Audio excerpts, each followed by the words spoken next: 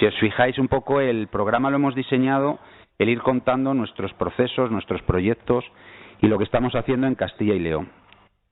Lo que vamos a hacer ahora es arrancar con una mesa que va a estar dedicada al cine y a la inclusión. Para nosotros el cine, desde que, bueno, estamos en la ciudad, una de las ciudades del cine, ¿no? Entonces, desde que empezó este proyecto teníamos muy claro que queríamos que nuestros alumnos y alumnas, aquí están sentados ya dos alumnos y alumnas que han estado en el Instituto Galileo, ¿vale? Son del barrio. Silvia Veras, que es su monitora del laboratorio, bueno, por la que les está enseñando, aunque ellos ya han aprendido mucho, ¿vale? Y bueno, pues teníamos muy claro que el cine era una herramienta para la inclusión, porque una de las cosas que siempre hemos querido es que nuestros alumnos convivan. Este congreso, futuras maestras que estáis ahí al fondo y maestros y todas las personas que estamos aquí, el objetivo es que convivan. Ya que a veces no es posible por las mañanas, porque sabéis que contamos a veces con centros que tienen una realidad de guetificación. Entonces, bueno, por las tardes teníamos muy claro que queríamos que hicieran actividades donde el cine fuera la herramienta. Y por supuesto, ya que ahora mismo Valladolid es un plató de cine, también queríamos contar con César, que César Pérez Gellida, gustosamente ha querido estar con nosotros, y bueno, pues contarnos también él, tener un debate con él y contarnos por qué ahora mismo la literatura, que es de donde él viene, la literatura transformada en cine, bueno, pues esa importancia. Para nosotros este laboratorio es una experiencia que está teniendo mucho éxito, y ahora mismo les habréis visto, son ellos los que han estado grabando con Silvia, bueno, pues generando ese material y esa caja que se abrió de Pandora hace 5 años, pues ahora ha ido volando. Ya han presentado su corto, pero ya os lo dirán ellos, ¿vale? Entonces, bueno, si quiere Silvia comentarnos un poco qué se hace en ese laboratorio, ¿vale? En el día a día. Hola, buenas tardes. ¿Se escucha? ¿No? ¿Ahí? Si no, a lo Julio Iglesias, ya lo estoy como esto. Bueno, pues me vais a perdonar porque no tengo costumbre de estar delante de las cámaras, suelo estar detrás, entonces me da muchísima vergüenza, entonces me perdonáis si no sé hablar muy bien en público. Lo que hacemos en el laboratorio es que, bueno, pues los chicos y chicas estén se lo pasen bien, principalmente, y que aprendan también pues un oficio que a lo mejor el día de mañana les venga bien.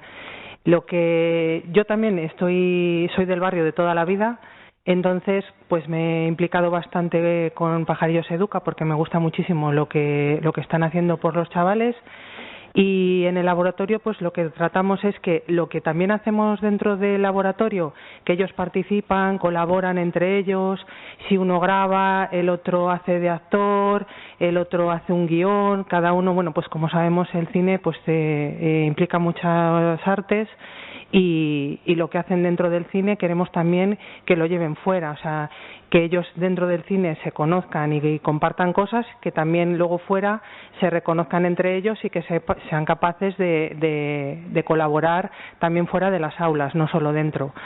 Lo que nos gusta es que también se impliquen en las cosas que hacemos, pues por ejemplo, documentales o reportajes. El año pasado hicimos el Día de la Tierra y todas las imágenes las grabaron ellos, les ayudamos a montarlas, pues un poquito que colaboren y que vean lo que hacemos también en Pajarillos Educa. Ellos también han estado colaborando en un documental que hemos hecho con lo que tenemos ahora sobre los murales, y han estado trabajando con Nano, que está ahí sentado, que ha hecho los murales, y unos cuantos murales, y han estado los chavales trabajando con ellos dos, han subido a la grúa con él y han estado grabando también en el Cristóbal Colón, para que, bueno, pues que ellos ya conocen mucho sobre cine, graban fenomenal y están implicados también en todos los proyectos que hacemos en Pajarillos Educa. ¿Queréis comentar algo, chicos? Bueno, ellos han hecho un corto, sí.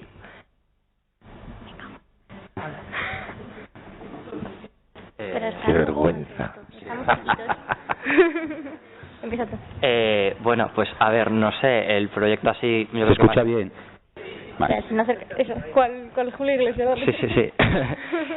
Yo creo que lo más chulo que hemos hecho no ha sido poder presentar un corto en la Seminci.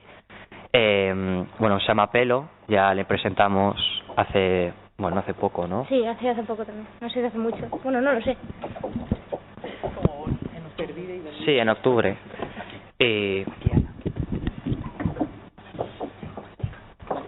Pues eso. Sí, nada, que ha sido bastante emocionante estar allí, y también es gracias a Pajarillos Educa que nos ha conseguido llevar hasta Seminci, y ha sido un placer para nosotros llevarlo con todos los nervios del mundo, porque esto no es la costumbre, pero bueno, se hace lo que se puede. Así que ahí estábamos nosotros presentando. No sé si queréis. ¿Cómo ha sido la experiencia del corto que habéis presentado con vuestro guión?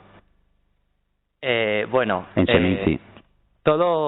Bueno, la idea fue muy loca ya directamente, la idea fue loquísima, se nos fue de la olla, y la idea nos gustó tanto que decimos que ese guión tendría que estar en la Seminci, que era el mejor que podíamos tener para llevar.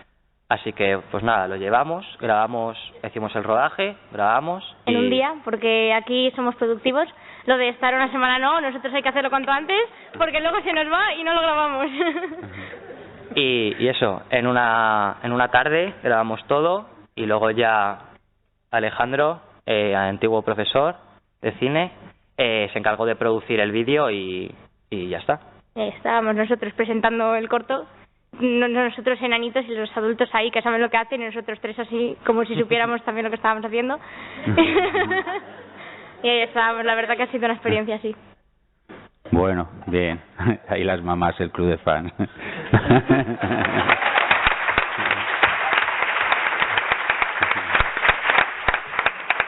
Bueno, pues creo que luego vais a proyectar, ¿no? Antes de... ¿Se va a proyectar el que sí, no? Vale, pues lo hacemos al final cuando termine. Ese es, el de los murales, vale. Bueno, pues está también con nosotros Ana, ¿vale? Ana siempre ha sido, bueno, la concejala, por supuesto, de Cultura y Turismo del Ayuntamiento, y Ana, desde que le llevamos la propuesta y le comentamos, igual que han dicho hoy en la introducción, ¿no? En la inauguración, cuando le dijimos que queríamos grabar historias del barrio, para nosotros era muy importante. Nuestro barrio tiene mucha identidad, ¿no? Pajarillos. Pero lo que queríamos era contar, como nos han dicho en esta inauguración, historias en positivo, por supuesto también historias de lo que se cuece en el día a día, pero queríamos romper con esa imagen de un barrio como en los años 80-90 era la imagen del barrio de la droga. Queríamos abrir, de ahí los murales de la felicidad, y que ellos ya cuenten sus propias historias, sus propios guiones, ¿no? Así que bueno, ha sido siempre un camino muy fácil, muy amable con Cultura. Y bueno, pues también a Ana le habíamos pedido que estuviera en esta mesa pues para contarnos esta ciudad de cine, que es Seminci, pues el apoyo que ha tenido y bueno, lo que ella quiera y considere. Bueno, muchísimas gracias, Javier. Disculpadme porque venimos de Intur, que se acaba de inaugurar prácticamente, y la presencia de Valladolid en Intur es importante. Bueno, yo vengo fundamentalmente para dar las gracias a este maravilloso proyecto que es Pajarillos Educa, y a que se piense en el cine, porque los chicos, y lo acabáis de ver, son hijos de la imagen. Yo también tengo hijas de estas edades, y realmente lo que nos separa de esa generación es que ellos han nacido ya en la imagen digital y están tan acostumbrados a estas tecnologías que es muy útil como herramienta para que ellos nos muestren, y también como herramienta de integración. Es verdad lo que dice Javier, es interesante incorporar un proyecto como Pajarillos Educa a una ciudad de cine. Yo os voy a contar un secretillo porque creo que es el lugar donde contarlo. Cuando nosotros nos presentamos para un reconocimiento UNESCO, no teníamos claro a qué podíamos jugar, por decirlo de alguna manera, en qué Valladolid era realmente potente, en qué podíamos destacar con respecto a otras ciudades que tienen un patrimonio o son ciudades históricas, o la nuestra también lo es, por supuesto, y teníamos que definir cuál era lo característico de Valladolid, en qué liga teníamos o podíamos tener algún chance a la hora de reconocimientos internacionales de UNESCO. Y no fue fácil porque es verdad que Valladolid tiene muchísimos elementos tradicionalmente reconocidos y muy positivos. Por ejemplo, es una ciudad literaria. A nadie se le olvida que aquí Miguel de Cervantes escribió parte de la segunda parte del Quijote, valga la redundancia. Es una ciudad literaria donde ha escrito Zorrilla y tantos otros, ¿no? Por lo tanto, es una ciudad que, desde el punto de vista literario, teatral, tiene una gran tradición, y era una de las hipótesis jugar precisamente a ser reconocida como ciudad literaria. Y después de bastantes jornadas de discusión y debate, lo cierto es que la candidatura de Ciudad de Cine lo que consigue es aunar todas las demás. Porque es verdad que a través de la imagen se puede dar rienda suelta, por ejemplo, a los guiones, y ahí están todas las obras de Miguel Delibes que han sido llevadas al cine a través de excelentes guiones. Y en el cine se incorporan muchas profesiones, hasta 60 y tantas, suele decir Javier Angulo, 62 o 64 profesiones que están conectadas y de alguna manera permiten llevar a cabo una película. Y en ese sentido, bueno, pues teníamos muchas fortalezas. Por supuesto, la Seminci, este año 67 edición, se dice pronto, son 67 años de un camino recorrido siempre con muchísima, yo creo que mucho reconocimiento internacional, pero también mucha capacidad de llegar al público, tanto nacional como internacional. Teníamos la cátedra de cine, luego el máster de cine, y nos parecía que efectivamente ahí podíamos hacernos fuertes. Fue rápido porque el reconocimiento UNESCO se produjo en el primer año prácticamente, y eso nos ha permitido ir creciendo. Y yo creo que de las cosas que más orgullosos nos sentimos, de las que mejor desde luego han salido, ha sido precisamente el proyecto de Pajarillos Educa, y a través de Pajarillos Educa esta posibilidad. No, es que no se escucha. Que no se escucha. Sí. Vaya.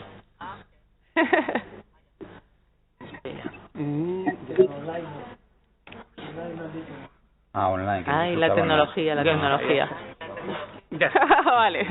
Bueno, pues eso os decía que finalmente este proyecto Pajarillos Educa, y a través de él todo el taller de cinematografía, ha sido un gran descubrimiento para nosotros, que nos ha permitido ver el barrio desde y a través de los ojos de los alumnos, de los más jóvenes, y mostrar a la ciudadanía y desde luego a todos los que han podido disfrutar de estas pequeñas películas, un barrio distinto, una forma diferente de vivir.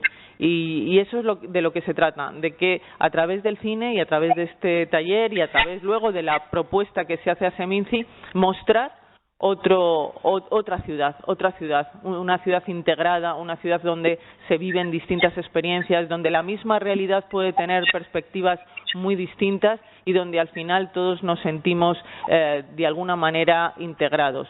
Y por eso lo único que puedo decir es gracias, porque esto que era un proyecto de ciudad se ha convertido realmente en un proyecto integral, en un proyecto integrador, y en un proyecto en el que los chavales, por supuesto, cerrando micros. Los que estáis online, cerrad micros. Sí. Vale. Bueno, pues lo que os decía, ¿no? Los chavales, también por supuesto los profesores, pues han permitido que esto siga creciendo, y yo lo que digo es que no tiene límite. Es decir, que a partir de aquí se puede exportar este mismo proyecto a cualquier otro barrio de la ciudad, y yo creo que es muy interesante que vaya creciendo y que vayamos contando con esas miradas integrales, multidisciplinares, multiculturales, en definitiva, una mirada real sobre lo que somos, lo que son los barrios y lo que es la vida de nuestra ciudad en los distintos espacios en los que se desarrolla. Así que lo único que puedo decir es gracias, y que este proyecto desde luego sigue adelante con todo el apoyo del Ayuntamiento, con todo el apoyo de Seminci y con todo el apoyo de la cultura de la ciudad.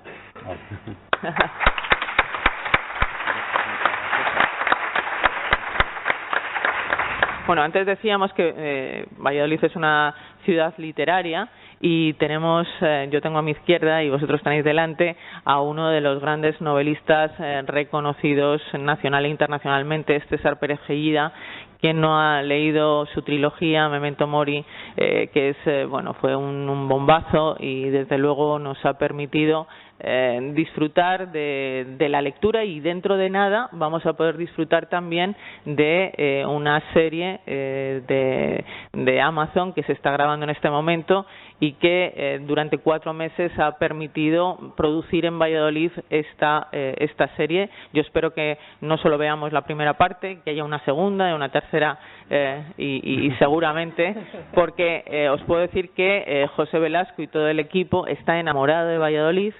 Quieren incluso venir a Valladolid a vivir. Digo, pues aquí estáis con los brazos abiertos, estamos esperándoos, y están desde luego muy satisfechos del trabajo realizado. Me parece que han concluido esta semana la grabación de ese de los primeros capítulos, de los 6 primeros capítulos de la serie, pero quién sabe si podrán grabar dentro de nada la segunda parte. Bueno, todo esto, como digo, con la supervisión de César Pérez Gellida, con el que os dejo a continuación para que nos comente qué lenguaje es el cinematográfico y qué aporta el lenguaje cinematográfico al lenguaje literario. Tú que lo has podido comparar, ¿no? Si realmente, porque decía Miguel Delibes que él no solía ir a los rodajes porque prefería verlo al final, a ver si al final, cuando ya la cosa se podía disfrutar en los cines, se parecía o no se parecía a lo que él entendía que era su novela, eran sus novelas, tantas y tantas que han sido llevadas al cine. No sé si a ti te ha pasado igual y qué diferencias encuentras entre los lenguajes literario y cinematográfico. Bueno, pues muy buenas tardes a todos.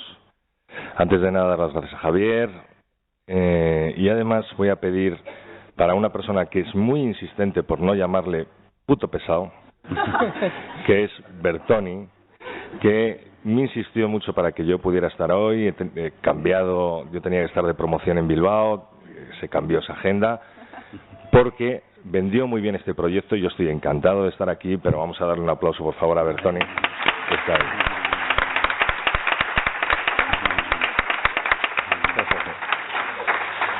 Bueno, respondiendo a la pregunta de Ana, ¿esto se está grabando? Entonces voy a hablar con propiedad. Lo que sucede es que el lenguaje cinematográfico, el lenguaje audiovisual y el lenguaje narrativo son muy poco compatibles. Son muy poco compatibles. Los escritores, compañeros míos que tienen ya y que han tenido adaptaciones y que se quejan mucho de esas adaptaciones, es porque no se han preocupado nunca de aprender guión, de aprender ese lenguaje con el cual tú te puedes comunicar con los guionistas, que son los que están trabajando en esa adaptación. Si no entiendes ese lenguaje, no te va a gustar.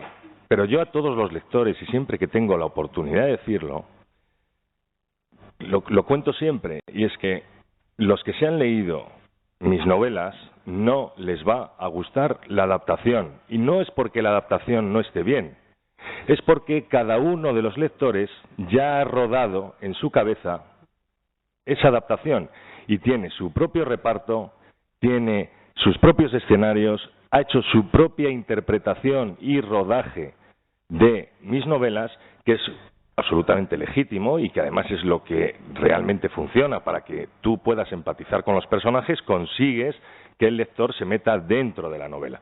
Perfecto, pero no les va a gustar, porque todos, igual que tenemos un seleccionador de fútbol en nuestra cabeza y estamos muy en desacuerdo con esa lista que ha hecho Luis Enrique, vamos a estar muy en desacuerdo con la adaptación los que han leído las novelas. La buena noticia es que cuando uno hace una adaptación no se dirige solamente a los lectores, precisamente lo contrario.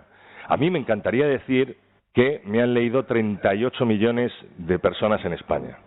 Ojalá, pero no es así. La mayoría de las personas no me han leído. Pero esta serie va a un público potencial mucho mayor de el alcance que tiene la literatura. Muchísimo mayor, porque somos muy consumidores de producto audiovisual. Esa es la gran buena noticia.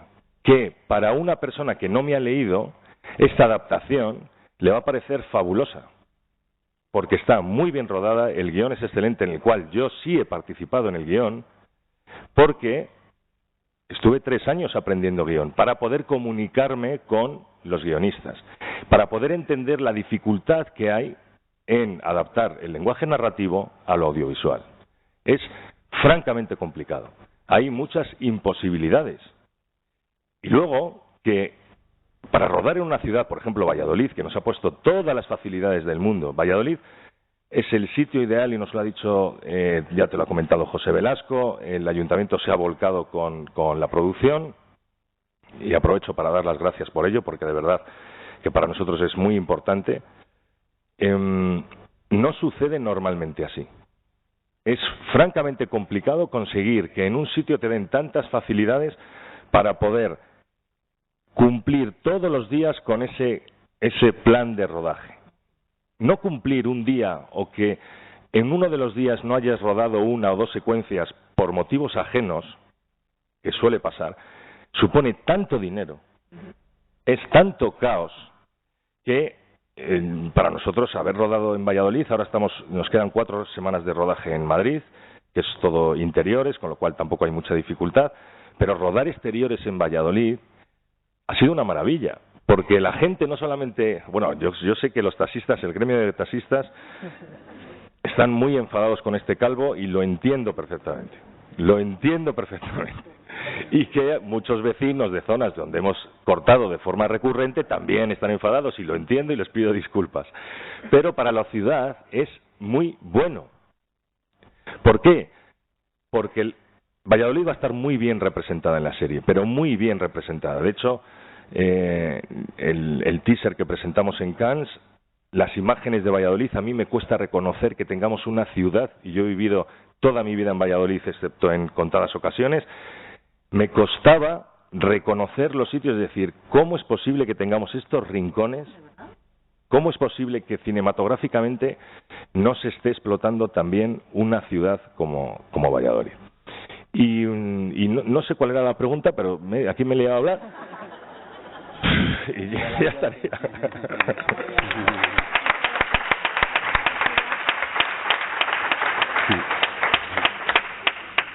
César, en tu opinión, aunque lógicamente dependiendo del escritor las respuestas serán variadas, pero aquí está César Pérez Gellida, ¿el escritor nace o se hace? Esta pregunta me la han hecho muchas veces, pero con el psicópata. ¿El psicópata nace o se hace?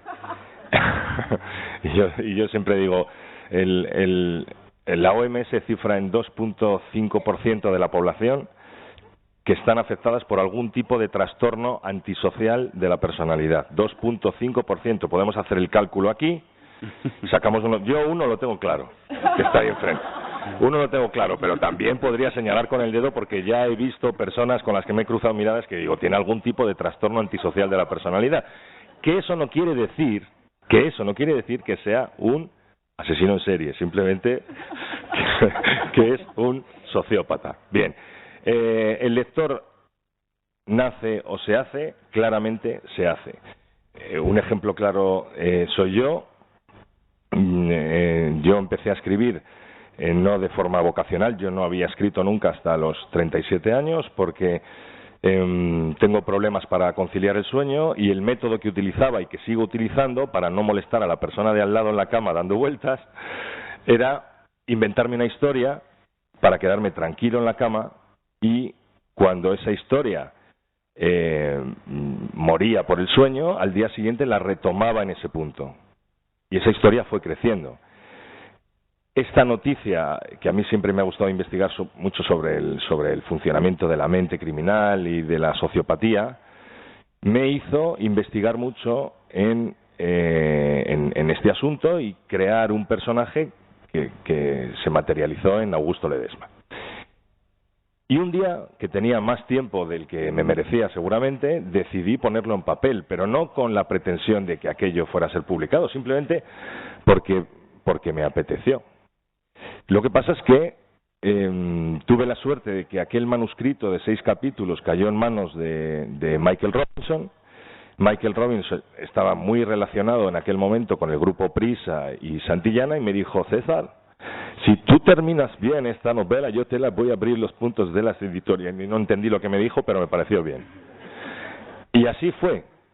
Yo terminé esa novela, que se convirtió en Memento Mori, y tuve la suerte de entrar en un gran sello editorial como es Suma de Letras, dentro de un grupo que en aquel momento era Santillana, después Penguin Random House, pero todo ha sido cuestión de trabajo. Yo siempre, si tuviera que poner un porcentaje entre trabajo, capacidad de trabajo, esfuerzo, dedicación y talento, yo digo que es un 80-20. Ahora, sin ese 20 no puedes ser escritor. Lo bueno que tiene este oficio es que no tiene barreras de entrada. Esto es una grandísima noticia para todo el mundo. No tiene ninguna barrera de entrada. No tienes que ser nadie para ser escritor. Yo venía del mundo comercial y del marketing, de muchos años vendiendo puerta a puerta, creándome un futuro en un trabajo que además me gustaba, que se me daba bien, que ganaba pasta además y que estaba súper contento, pero de repente descubrí algo que me hacía latir el corazón a otro ritmo. Pero claro, a mí nadie me ha enseñado a escribir. Yo no he ido a ningún taller, no he ido a ninguna formación, ni nadie me ha dicho cómo tenía que escribir. Lo que pasa es que yo tenía un buen bagaje como lector. Y esto es importantísimo. Es muy difícil ser escritor, ya no digo un buen escritor, sino escritor si antes no has sido un gran lector. Pero no hay barreras de entrada. Esto es muy inclusivo. Quiere decir, cualquier persona puede dedicarse a este oficio con un 20% de talento. Hombre, si no eres creativo, si no eres capaz, si eres como mi hijo, que no es capaz de inventarse una historia porque tiene la cabeza absolutamente cuadriculada para los números, pobrecito, pues estás jodido, claro. Evidentemente no vas a ser escritor, pero eso le ocurre a muy pocas personas y la creatividad está ahí. La creatividad también se alimenta. Entonces, a mí me parece que en esa pregunta de el escritor se hace o nace, no hay ningún escritor que haya nacido siendo escritor. Puedes tener un impulso vocacional, porque esto sí existe, os pongo el caso de Dolores Redondo, por ejemplo, que es muy amiga mía. Dolores ha escrito desde pequeña, sí que era algo vocacional. Pero en mi caso, 37 años, con 37 años ya no eres un chaval, ¿eh? Y me he quedado en esa edad. Yo tengo 37 años ahora mismo. aunque aparente 38, pero es verdad. Lo que necesitas es encontrar ese alimento diario para ponerte frente al teclado, y eso de la página en blanco, enfrentarte, no existe. Al final, la creatividad es oficio. Si tú sabes dónde has terminado ese día y por dónde continúa la historia y estás interpretando personajes, porque este oficio se trata de interpretación y de ahí lo uno con el mundo audiovisual, este oficio es interpretación pura y dura, es divertido. Ahora, no ganas un puto duro, pero es divertidísimo. Estamos, como sabes, en la universidad, en la Facultad de Educación. El cuento, en esta facultad, de hecho, hay una asignatura que es el cuento en tu infancia. ¿Cuáles fueron tus primeros recuerdos de lecturas? Asterix y Obelix a fuego. De hecho, los primeros de Asterix y Obelix, me sé diálogos completos de las viñetas, claro que sí.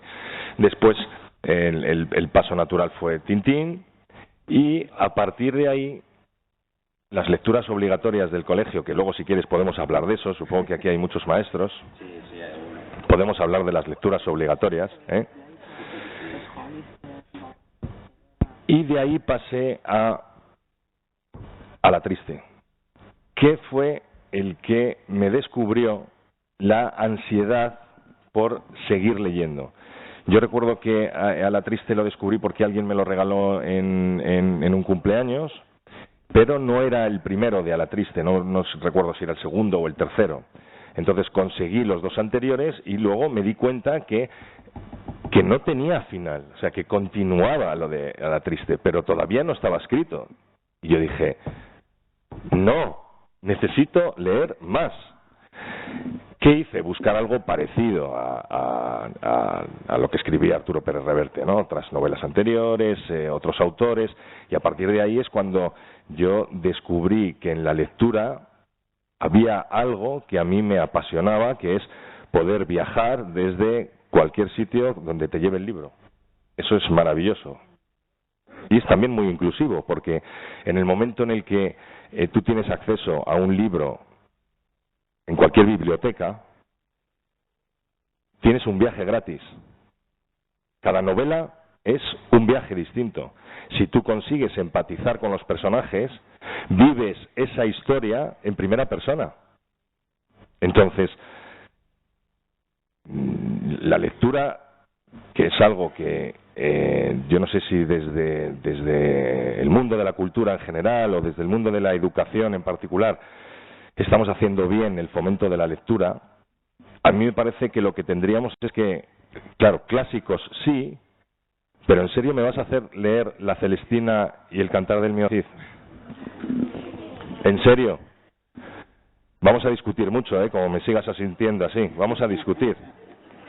El Cantar del Mío Cid y La Celestina, Fernando de Rojas, pirate, hombre, que se lo está leyendo mi hijo y es que tiene 16 años, mi hijo Hugo. Es un drama para él tener que leerse La Celestina y El Cantar del Mío Cid. Y yo digo, no hay lecturas adecuadas para los niños, porque esos libros me los leí yo en su día. Y a lo mejor para mí incluso ya eran libros que, desde luego, yo no tengo un gran recuerdo de haber leído La Celestina ni El Cantar del Mío Cid. Disfruté mucho con las aventuras del Capitán Hada Triste. Pero, no sé, a lo mejor deberíamos consensuar otro tipo de lecturas que lo que hagan, cuando se habla del fomento de la lectura, no es los niños tienen que leer obligatoriamente y me haces el comentario de texto. No, se trata de que los niños descubran un mundo que ahora mismo es muy complicado porque tienen opciones de ocio las que quieran, y la lectura no existe como modelo de ocio en sus cabezas. Este es el gran drama que tenemos, sobre todo los que vivimos de vender libros, porque se nos están muriendo los compradores. Claro, se nos mueren. Y por el otro lado no está entrando gente joven. Mi hijo no va a comprar una novela mía aunque ponga César Pérez Gellida, soy tu padre. No, porque no lee, no lo tiene ni siquiera en su consideración como opción de ocio. ¿Y qué estamos haciendo nosotros? Y cuando digo nosotros no solamente hablo del mundo de la educación, hablo de la industria editorial. Nada. Porque ni siquiera el formato electrónico es algo que les atraiga, ni el audiolibro. No estamos pensando en los nuevos lectores y en su forma de consumir historias, porque la literatura, igual que el cine, es una forma de consumir historias, es una forma de viajar. Por eso hay tanto nexo de unión, por eso hay tanta retroalimentación entre estas dos industrias. Pero no estamos siendo capaces de llegar al público joven, que tienen ocio y entretenimiento con esto. Les vale. Ahora, si les quitas esto, es mejor que les quites un riñón, es mejor que les quites, les va a doler menos que le quites un riñón a que le quites el móvil. Pero algo no estamos haciendo bien.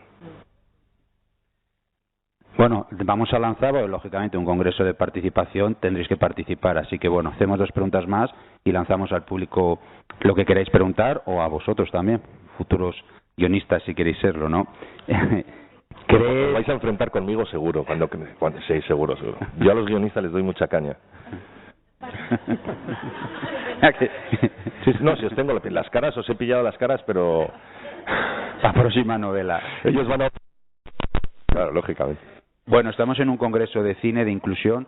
¿Crees que la literatura debe tener, por supuesto es una pregunta muy personal y tendrás tu visión, pero crees que la literatura debe tener un potencial de compromiso social para la transformación del mundo? Debe tener, la respuesta es no. Lo que pasa es que intrínsecamente lo tiene. porque cuando depende del contenido, ¿no?, de cada una de esas novelas, ensayos, etcétera, porque esto es muy amplio. Pero la literatura tiene que ser accesible a todo el mundo. Eso lo tengo clarísimo, y todos los escritores amamos las bibliotecas, los bibliobuses, y entendemos que tiene que ser de acceso universal. Ahora, depende del contenido. Yo en mis novelas no trato de dogmatizar, no trato de hacer denuncia social, porque lo único que hago es matar personas. Y hay investigación. Otra cosa es que esas personas a las que llegan tus novelas, que tú no lo sabes, realmente durante esas 8, 10, 12 horas que dura la lectura de una novela, hayas conseguido que en ese plazo de tiempo sus problemas particulares, sus historias, hayan desaparecido por la magia que tiene entrar en un mundo distinto que tú has escrito. Tú has vivido esa historia en primera persona porque has conseguido empatizar con alguno de los personajes y te has olvidado de tu realidad, que a lo mejor no es la que quisieras. Pero es complicado hacerlo a priori. Si tú tratas a priori de incluir este elemento para dogmatizar, es complicado y peligroso, bajo mi punto de vista, porque siempre vas a trasladar tu visión personal de un problema concreto que yo creo que no corresponde a una persona, sino que corresponde a la sociedad.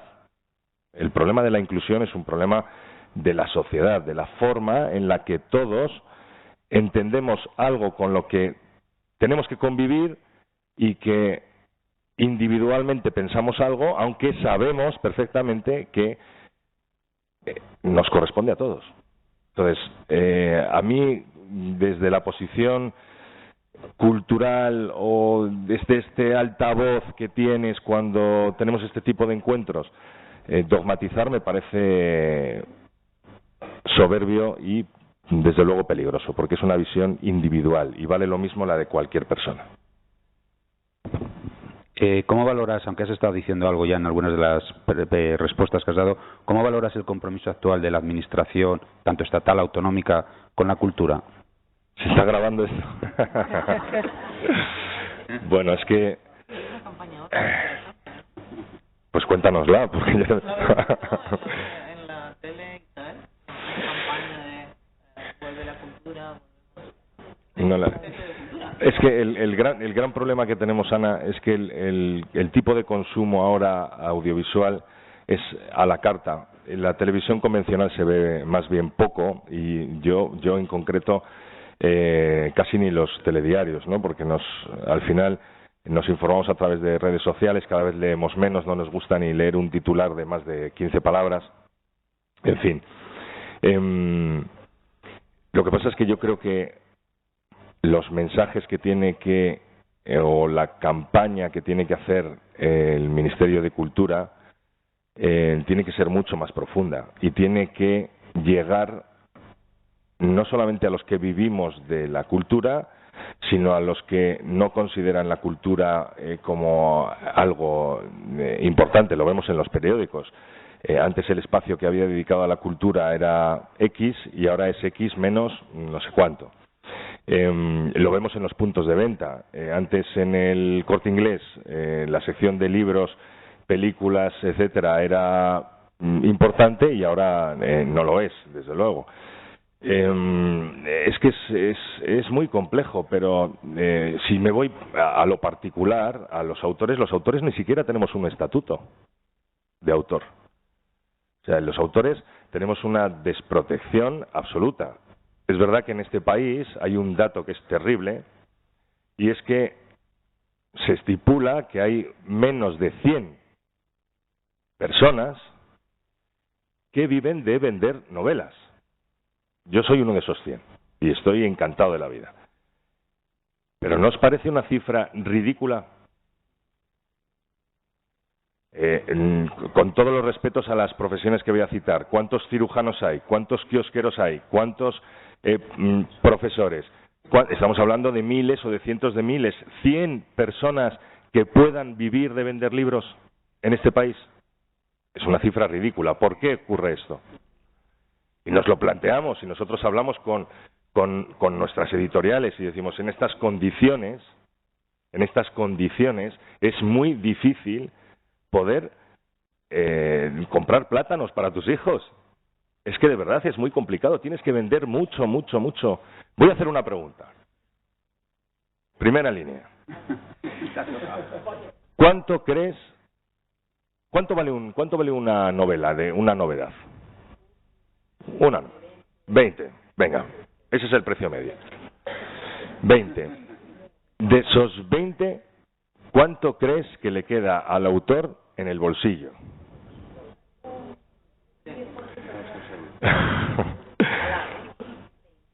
En bruto, sí, un 10%. Estamos hablando de 2 euritos. 2 euritos. De esos euritos, después de impuestos, etcétera, etcétera, queda en 1,20 € más o menos. 1,20 €. Vale. En España se publican en torno a 40.000 títulos al año. ¿Cuál dirías que es la cifra de venta media de cada uno de esos títulos? ¿Cuánto crees que vende una novela media? 13.000, dice Ana. 3.000. El 80% de los lanzamientos en este país venden menos de 500 ejemplares. El 83%. Menos de 500 ejemplares. Sacad la cuenta. Tardas 1 o 2 años o más en escribir una novela. Ahora prácticamente los adelantos, o eres un escritora de renombre, o no tienes adelanto, y te llevas 500 euritos. Es complicado vivir así.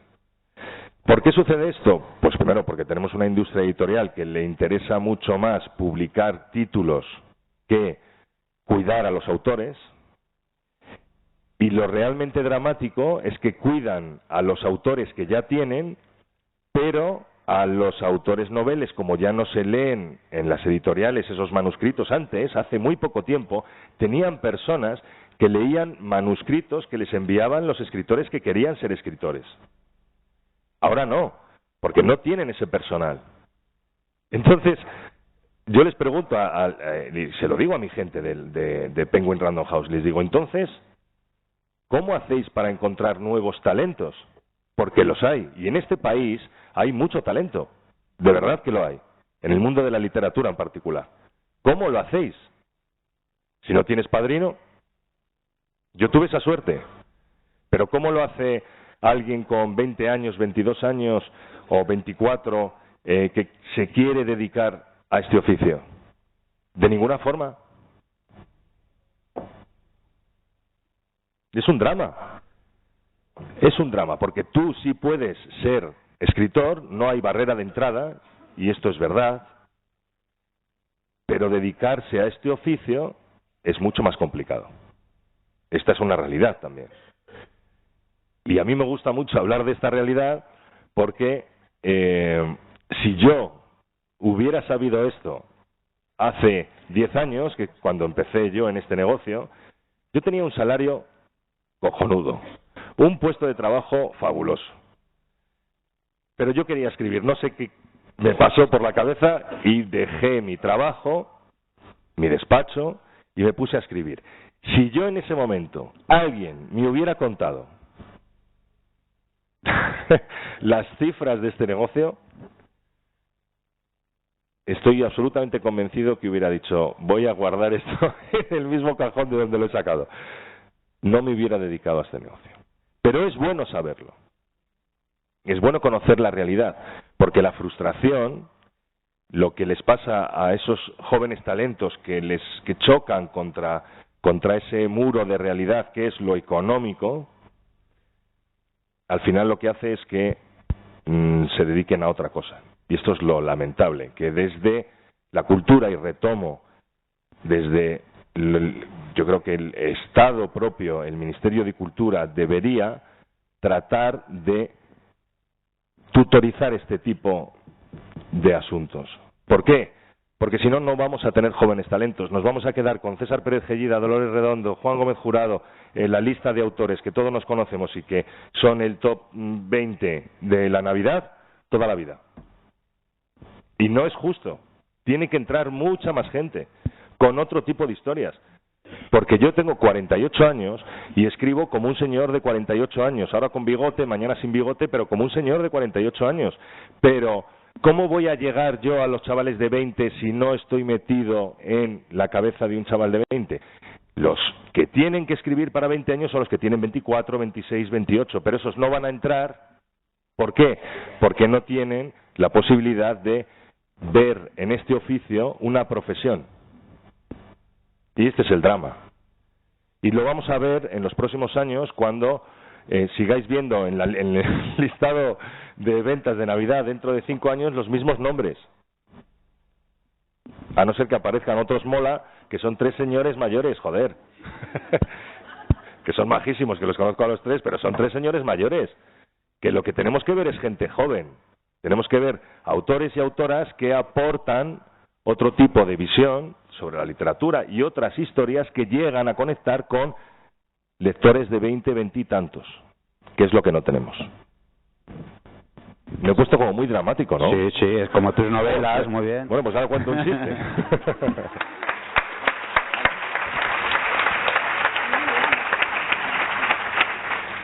Yo te quería hacer una pregunta sobre el cine. ¿La adaptación de la novela la has hecho tú para hacer la serie? ¿Y has estado mano a mano con el director? ¿Has entrado en conflicto? Bueno, te voy a contar hasta donde puedo contar. Yo he trabajado mucho en el guión. En nuestro caso, como hemos funcionado con Zebra Producciones, es que hay un equipo de guionistas que hace una primera adaptación sobre la novela. Esa primera adaptación, que es un borrador, sirve para estructurar la historia, pero no estamos tomando en consideración guiones, simplemente estamos mirando si las secuencias funcionan o no. Después eso pasa por manos del jefe de guionistas, que lo que hace es torturarlo conmigo, y estamos pensando solamente en estructura. Y después de estar muy convencidos de que esa estructura funciona en audiovisual, lo que hacemos es escribirlo bien. Escribirlo bien. Sobre todo, mi labor está en el texto, en el guión, en que los personajes suenen, en la medida de lo posible, como se expresan en la novela. Esa es mi labor. Mantener un poco la fidelidad de los personajes. En todo lo demás, que me ha encantado verlo y vivirlo desde dentro, porque es magia pura, yo no intervengo, porque no tengo conocimientos como para hablar con Marco Castillo o con Fran Parra, que han sido los 2 directores de la serie, y tener los santísimos huevos y decir, mira, ese plano ¿de qué? Calvo. Cállese, señor, circule. Claro, a mí me encantaría. Yo he estado casi todos los días. Siempre que he estado aquí en Valladolid he estado en el rodaje, más horas, menos horas, pero he estado casi todos los días, porque me ha encantado vivirlo desde dentro. Pero ¿quién soy yo para decir cómo tiene que hacer un plano o si esa secuencia está bien o no está bien pensada o llevada a la imagen? No me puedo meter en fotografía. Yo no tengo absolutamente ni idea de fotografía. Puedo dar mi opinión sobre lo que he visto en el combo, pero mi opinión es igual de válida que la de cualquier otro. Ahora, todo lo que he visto me ha encantado, también te digo. Si no me hubiera encantado, pues a lo mejor tendría otro discurso ahora mismo, pero es cierto que todo lo que he visto me ha encantado. Pero el escritor se tiene que quedar en la parte que conoce. Y sí la conoce. Porque lo que no puede... Y repito, y esto lo he dicho al principio, es lo que algunos compañeros míos me han dicho cuando han ido a un rodaje. Que han conocido el guión el día que han ido al rodaje. Y de repente leen la separata de ese día, lo que se va a rodar ese día. Y dicen, pero bueno, si esto así no lo escribí yo. ¡Claro! ¡Claro! Es que no se puede adaptar. Si yo mismo hubiera hecho todo el guión, porque yo he escrito guiones independientes de mis novelas, guiones de cero a todo. Si yo hubiera tenido que escribir la adaptación de novela, no lo habría hecho seguro mejor de lo que lo ha hecho este equipo. No lo habría hecho mejor. Porque yo tengo una visión intoxicada de mi obra. Y esto es otro lenguaje distinto. En lo audiovisual lo que tiene que funcionar es como producto independiente. Esa serie tiene que funcionar por sí misma, no porque venga avalada por X mil ventas de novela. ¿Y qué? Si a la persona que lo va a ver en Amazon Prime, la mayoría de ellos no han leído la novela, que lo mismo da. Y dices, joder, eres el padre de la criatura. Me da igual. Si yo lo que quiero es que haya una segunda temporada. En la segunda temporada nos vamos a distanciar todavía más. Nos vamos a distanciar todavía más. Porque a nivel narrativo no podemos llevar las dos tramas, la de los Balcanes y Trieste, porque lo que yo quiero es que se ruede en Valladolid. No hay ni una página en Dies Irae que se desarrolle en Valladolid. Y lo vamos a traer a Valladolid como que soy calvo. Claro.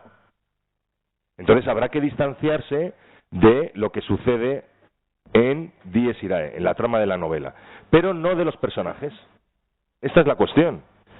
Si mantenemos la fidelidad a los personajes, lo que ocurra de la trama es tan interesante o más que lo que yo escribí en su día en las novelas. Este es el secreto.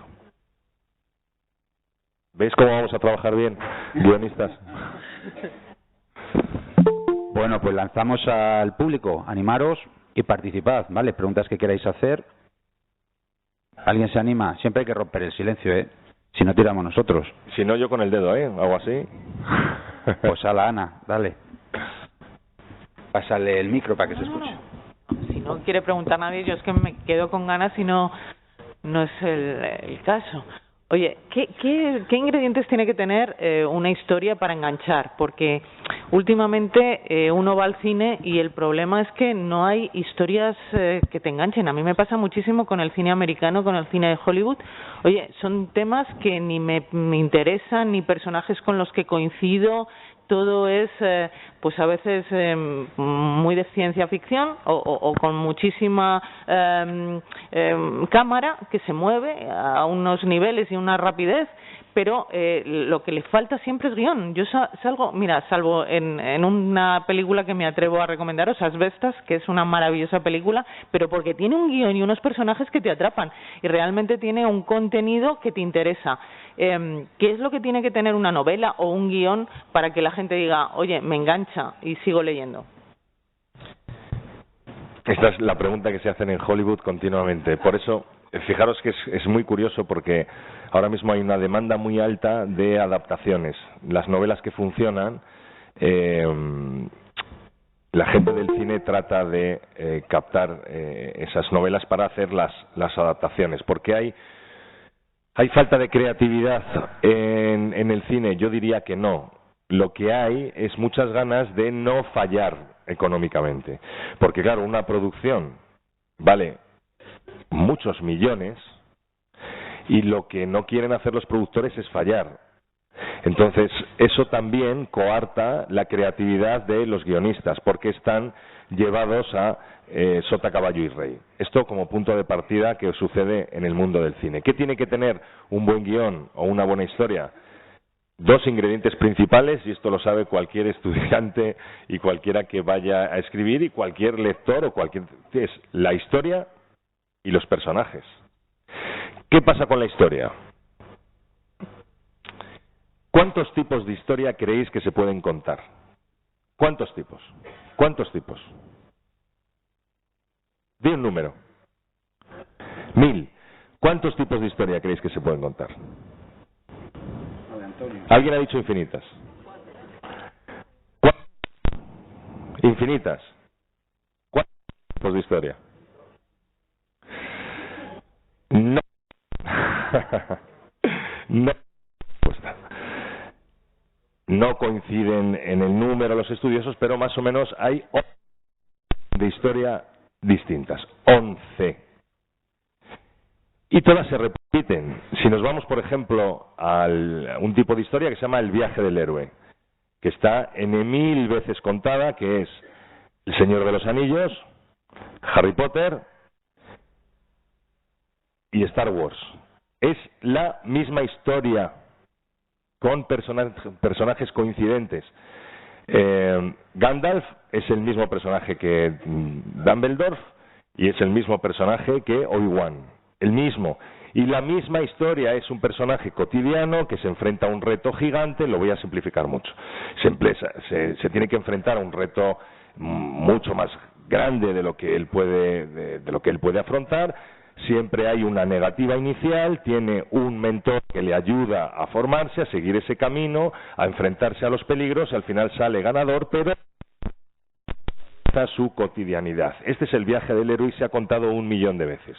Como el viaje del héroe, hay 1000 millones de historias contadas de la misma forma, con los mismos ingredientes. ¿Por qué unas funcionan y otras no?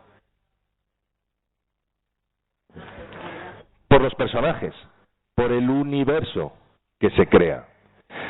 El universo Star Wars es maravilloso, el universo Harry Potter es flipante, el universo El Señor de los Anillos es fantasía. Quiero decir, aquí está la cuestión. No es darle vueltas a contar una historia que nadie jamás haya contado, porque alguien la ha contado mejor que tú, seguro, la misma historia.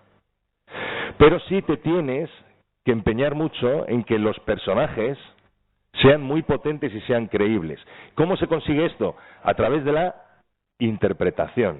Por eso hablaba antes de que hay muchos nexos coincidentes entre la literatura y el cine. Porque si el autor no es capaz de interpretar personajes, de trascender, de dejar un espacio en su cabeza para que entre otro personaje y viva ahí durante muchas horas, porque este es un trabajo que requiere muchas horas, si no consigues hacer eso, te tienes que dedicar a otra cosa. Porque o tienes una historia muy buena que ha segurísimo,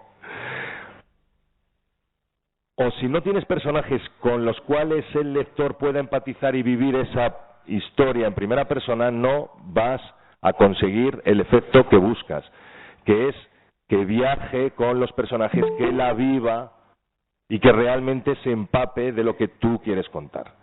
Entonces, sucede en el cine exactamente igual. ¿Qué necesitamos?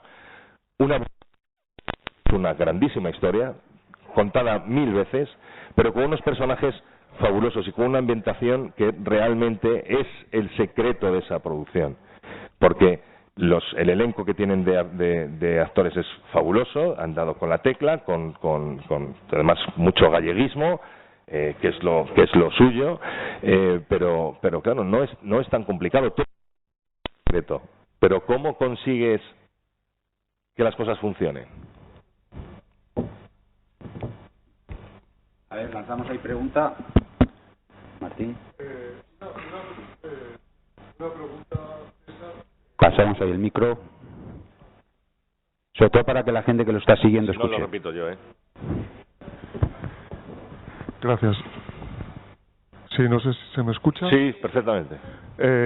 Has hablado del tema del libro como una invitación a un viaje y también de los personajes como el otro elemento fundamental, que son los compañeros del viaje.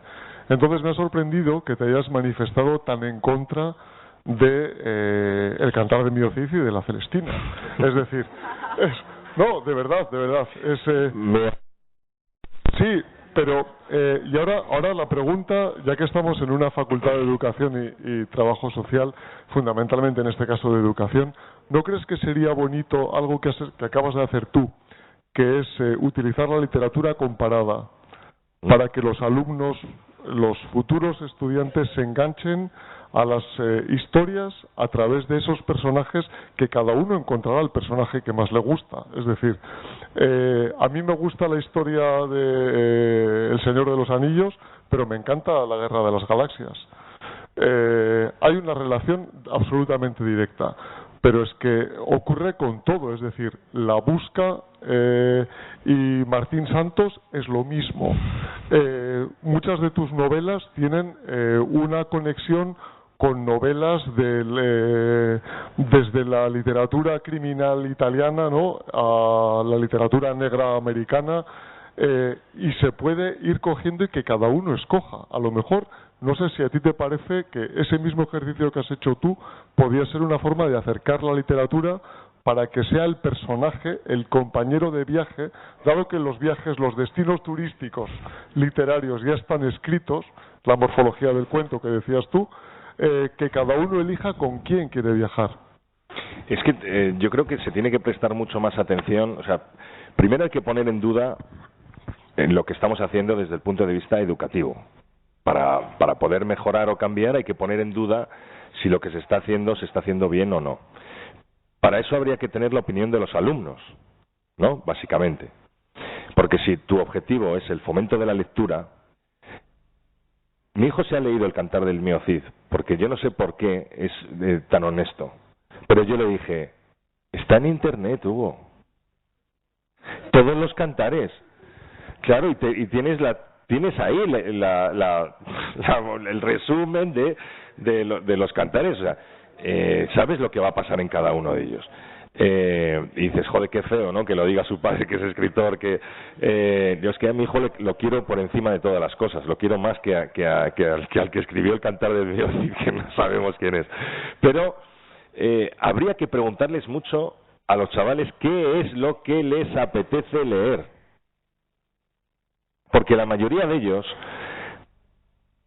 en un porcentaje que te diría que es como del 60-70%, no lee nunca. Nunca. Solamente las lecturas obligatorias. Y si le haces leer Miguel Strogoff está fantástica esa novela para el abuelo de tu abuelo. Es fantástica. Cuando se está en la tundra intentando con el fuego, con sus pensamientos. Los chavales no necesitan eso. Los chavales lo que necesitan es una sucesión de acontecimientos, porque están acostumbrados su cabeza a procesar continuamente acontecimientos del mundo audiovisual y de Internet, contenidos cortos y profundos. Si le mandas leer Miguel Strogoff, va a decir, me aburro. Entonces, lo que tienen que hacer las personas que toman este tipo de decisiones, lo primero es poner en duda si se está haciendo bien o mal. Y lo segundo es hablar con los consumidores, que son los chavales. Hablar con ellos y preguntar a los que leen qué es lo que leen y por qué. Y de ese 30% de los que leen, hacer un análisis de pedagógicamente nos interesa este tipo de contenido, sí o no. ¿Es fomento de la lectura lo que queremos? ¿Queremos también otra profundidad? Porque una cosa es fomento de la lectura y otra cosa es la literatura. Claro, ¿qué es la Celestina y lo que implicó en nuestra historia de la literatura? Claro que lo tiene que saber.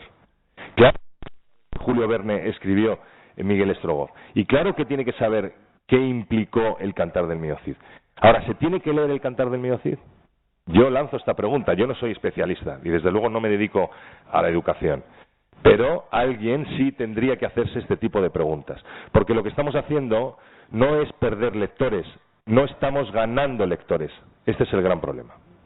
Si queréis, como quedan 5 minutos, preguntas y respuestas más cortas, está ya el terreno. Me acaba de reñir. Sí, dejamos aquí micro. Por ahí atrás también habíais Nano, ¿no? Sí, levantado la mano. Sí, te tengo calado. Sí, yo iba en ese mismo sentido, no tanto el fomento de la lectura como algo pedagógico, sino tú como escritor, que has dicho antes que tu hijo o nuestros hijos, porque yo soy madre y me pasa lo mismo, no leen, que solo miran el móvil. ¿Cómo crees que tiene que evolucionar la literatura o las novelas o la forma de escribir para hacer que nuestros hijos y las próximas generaciones quieran leer? Que no haya ese 30% que lee porque lee, sino que realmente no se nos mueran los consumidores. Sí. Lo he contado antes, yo creo que la industria editorial lo primero que tiene que hacer es un análisis también de qué tipo de autores tenemos, porque no tenemos autores especializados en llegar a ese tipo de público, los tenemos como perdidos, olvidados. Pero claro, si no les damos la oportunidad a los chavales de 20, 25, 30 de poder escribir y publicar, e incluso, imagínate, vivir de ello, es muy difícil que lleguemos a los lectores de esa edad. Hay muy poco contenido en condiciones para los lectores de esa edad, muy poco. Y si vas a las librerías, casi todo se repite, ¿vale? Entonces, es un problema también de la industria editorial. La industria editorial tiene que hacer este análisis, igual que lo tenemos que hacer en educación, igual que lo tenemos que hacer en muchos... Y probablemente los autores también tengamos que hacer un análisis. Otra cosa es que yo, por ejemplo, creo que no estoy capacitado para llegar a ese tipo de público, fomentar la lectura. He escrito algunas cosas dedicado al público juvenil, pero ¿sabes el problema? Que me aburre soberanamente. Porque a mí lo que me gusta es describir cuál es el efecto de una bala cuando entra en tu pulmón. Eso es lo que a mí me divierte. No creo que sea el contenido adecuado para un chaval de 14 años, de 12, que a lo mejor sí, que les mola, que a lo mejor sí les mola, pero a lo mejor no les mola tanto a los padres. Sí, por ahí, Nano. Has hablado de que, bueno, los escritores les gusta mucho entrar y a los lectores nuevos también les gusta mucho leer. Estamos ante una transformación del modelo. Ojalá. Igual lo estamos y no lo vemos. Las redes sociales están haciendo por ello. La industria editorial se está fijando en los escritores que tienen muchos seguidores para darles una visibilidad. ¿Cómo ves eso? Sí. Ah, y otra cosa, antes de nada, no te vas y firmarme esto. Hombre, claro. Gracias. Gracias. Claro, las editoriales sí captan, digamos, escritoras nuevas, pero que funcionan en otros ámbitos, porque en redes sociales tienen muchos seguidores, porque son presentadores, porque son cocineros, porque son no sabemos qué, que para mí es legítimo y además es buenísimo para la industria, porque cada euro que entra de, no sé, de un escritor que de repente, o sea, que de un autor que de repente se convierte en escritor y vende 1 millón de ejemplares, es fantástico, porque es 1 millón de euros que entra en la industria y que de otra forma no habría entrado. No es intrusismo, yo no lo considero así. Es más dinero para el mundo editorial y eso es bueno para todos. Pero es que el asunto no es que alguien pueda vender de forma ocasional en Sant Jordi 230.000 ejemplares porque sea un rostro conocido. Eso llegará a las personas que sigan a ese famoso. Pero con ello no estamos consiguiendo el fomento de la lectura, ni estamos abriendo puertas a nuevos talentos que los hay para que sean escritores que lleguen a nuevos lectores. Así no lo estamos consiguiendo. ¿Estamos ante un cambio? Pues sí, vamos ante un cambio. Yo me acuerdo cuando empecé hace 10 años que estaba, no el boom, pero sí el comienzo del ebook, y las editoriales temblaban porque pensaban que se acababa el papel, que es de lo que viven. Ellas viven de vender papel. Se nos acababa la industria. ¿En qué mal momento has entrado, César? Que llega lo del ebook, pirateo. Es verdad que de cada uno que se vende se piratean 11, que es lamentable, porque el que piratea, cabrón, me estás negando ese €20 que yo tardaba. Euro, por favor, Entonces, bueno, el pirateo nos hace mucho daño, claro que sí, pero la industria editorial pensaba que se moría con... Y ahora mismo pesa un 8 y pico % frente al papel, el ebook. Y yo digo, es un fracaso, porque no hemos conseguido captar nuevos lectores gracias a ese formato, igual que no estamos consiguiendo captar nuevos consumidores del audiolibro. En Suecia es un formato que funciona, pesa un 20 y tantos %. En España creo que es un 3%. No lo estamos consiguiendo. ¿Por qué no lo estamos consiguiendo? No, porque es que el público español es de otra forma. ¿Es de otra forma o no? Si tú no haces llegar ese nuevo producto a otros nuevos consumidores, es muy difícil que hagas crecer mercado. Pero es una ley, cualquiera que haya estudiado algo de economía, esto es así. Entonces, vamos a arriesgar un poco también, y no arriesgamos. Bueno, sentimos, porque yo sé que se ha ido calentando el ambiente, habéis estado muy tímidos en las primeras... Se ha ido calentando el asunto. Sí, sí, lo siento que tenemos que cerrar, porque está ya el terremoto de Granada, el juez Calatayud ahí esperando, ¿vale? Y Nati, lanza ahí una pregunta. Gracias. Muchas gracias.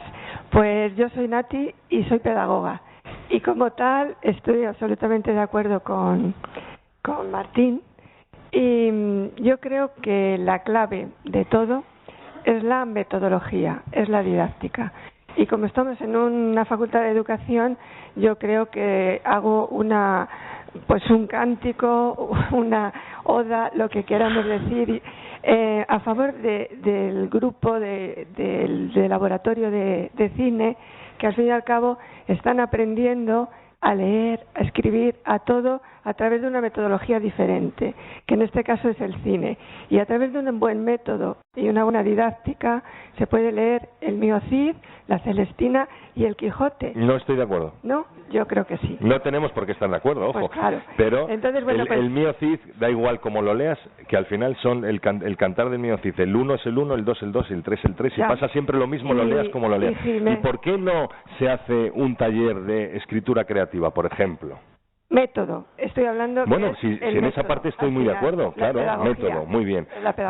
Pero claro, la Celestina, pues, ya sabéis cómo termina, ¿no? Calisto y Melibea, pues ya está, pues es que no lo sabemos. Vas a ver el Titanic 73 veces. Bueno, pues bueno, un aplauso, gracias.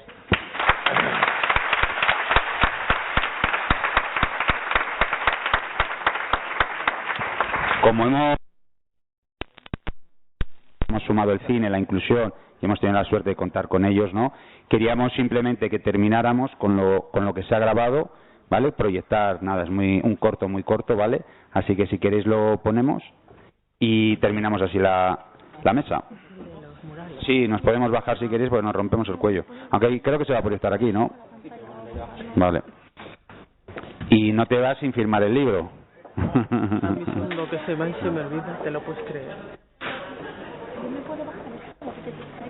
Ya, pues a mí yo para este lado no puedo mirar. España, ¿no? He hecho una pregunta de cine, por lo menos. Y nos han preguntado, no sé si he respondido de... Está la playa. Ahí, está playa. El grande no se ve. Álvaro, el grande no se ve. No sé, la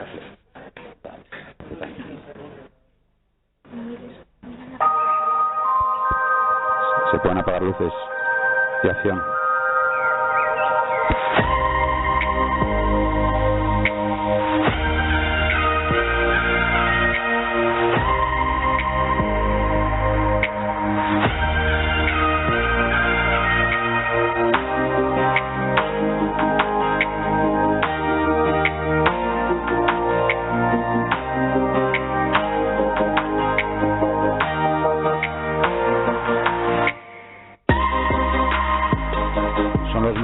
Lo han grabado ellos, ¿vale? Desde el laboratorio de cine, y ahí tenéis los murales para la transformación que estamos haciendo en el barrio, 4 murales ya, ¿no? Para abrir el barrio y, bueno, lanzar ese mensaje. Se trata de buscar un dibujo, un simbolito, una especie de emoji que represente a cada una de las emociones. Estas imágenes, todas las de dentro de Cristóbal Colón, estas las han grabado ellos dos solamente.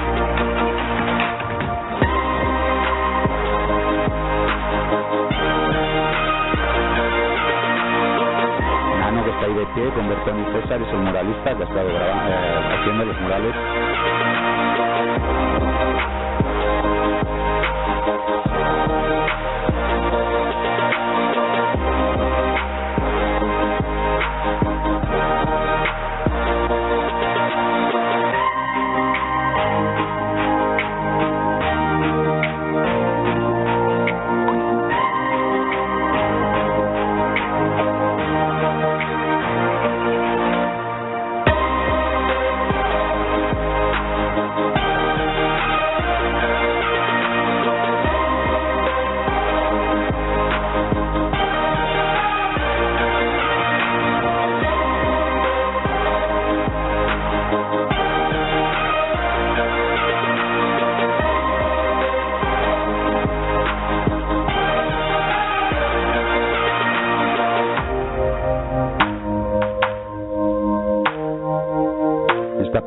centro de salud, uno de los centros de salud del barrio.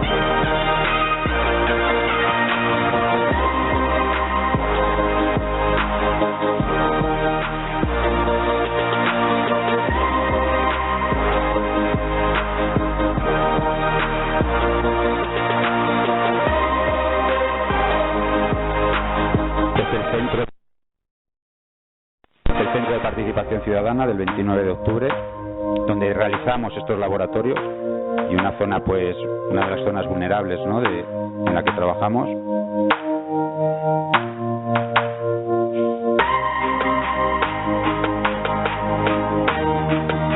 Y bueno, aquí tenemos, pues, de nuestros biólogos que os comentábamos antes, pues reflexiones y cuadernos de dibujo, ¿no?, con frases de Valverde, de Félix Rodríguez de la Fuente, de Miguel Delibes, de Araujo, de Odil Rodríguez de la Fuente también, de Miguel Delibes de Castro, como decía. Y somos barrio, ¿no?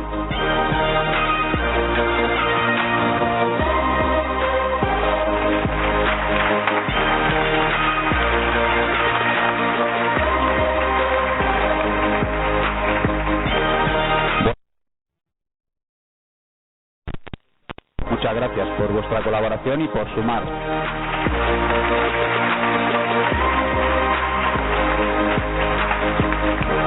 Pues hola.